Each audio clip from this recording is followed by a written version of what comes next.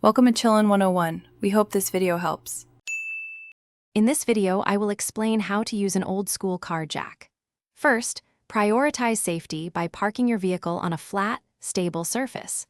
Always engage the parking brake and use wheel chocks on the wheels that will stay on the ground.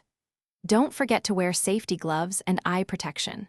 Always refer to your vehicle's owner's manual to identify the correct jacking points before you begin any lifting. Once you've identified the correct jacking point from your owner's manual, carefully position your old-school car jack directly underneath it. Ensure the jack saddle, the part that contacts the vehicle, is perfectly centered and makes full, secure contact with the designated jacking point. Avoid placing the jack on any suspension parts, the oil pan, or plastic components, as this could cause significant damage or instability.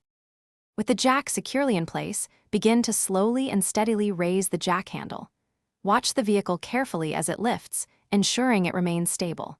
Only lift the vehicle high enough to comfortably perform your work, perhaps just a few inches off the ground. Crucially, once lifted, immediately place sturdy jack stands under the vehicle's frame near the jacking points.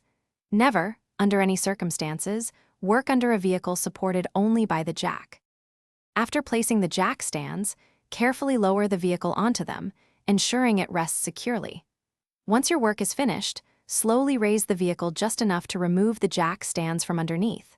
Then, gently and gradually lower the vehicle completely to the ground, taking care to maintain control.